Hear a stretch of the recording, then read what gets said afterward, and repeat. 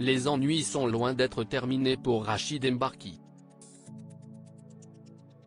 Licencié pour faute grave par Marc-Olivier Fogiel le 22 février dernier, celui qui présentait jusqu'ici les journaux de la nuit sur BFM TV est accusé d'avoir utilisé l'antenne pour diffuser des informations erronées ou très orientées pour servir des intérêts étrangers, entre 2021 et 2022.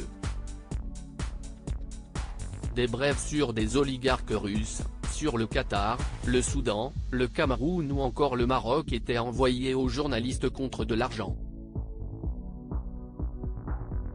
L'affaire aurait pu s'arrêter à l'écartement de la chaîne de l'ex-commentateur sportif, mais Pure Média a révélé, ce lundi 6 mars, qu'il serait bientôt entendu par la commission d'enquête relative aux ingérences politiques, économiques et financières de puissances étrangères, présidée par le député RN Jean-Philippe Tanguy. En auditionnant le journaliste, les députés souhaitent étudier les potentielles ingérences étrangères qui pourraient infiltrer les médias français. Selon les informations de Pure Média, l'objectif de cette commission serait aussi de déterminer si des acteurs étrangers influencent de quelque manière que ce soit la vie politique et économique nationale. Interrogé par le média en ligne, Jean-Philippe Tanguy a expliqué que l'Assemblée nationale avait tenté de joindre Rachid Embarki une première fois sans succès. Pour l'heure, aucune date d'audition n'a donc été convenue avec l'ex-présentateur. Supérieur à Léa Salamé, Pascal Praud, Anne-Sophie Lapix, découvrez les journalistes quand ils étaient plus jeunes et la méthode bien rodée de Rachid Embarki questionné par le Parisien il y a quelques semaines, les anciens collègues de Rachid Embarki avaient réagi avec vigueur aux actions de leurs confrères. Je suis tellement en colère contre lui.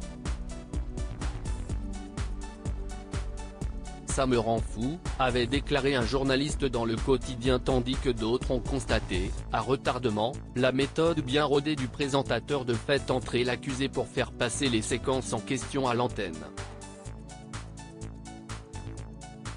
Concocté par un lobbyiste en lien avec une entreprise spécialiste des campagnes de désinformation basée en Israël, comme l'ont dévoilé Le Monde et le consortium de journalistes internationaux Forbidden Stories mi-février.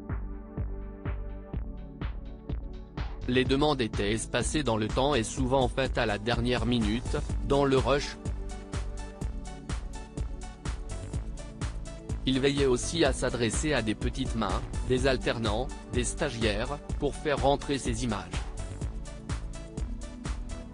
Elles s'exécutaient sans poser de questions, d'autant qu'il était impressionnant, a aussi admis un ancien collaborateur dans le journal francilien. Crédit photo, capture d'écran BFM TV.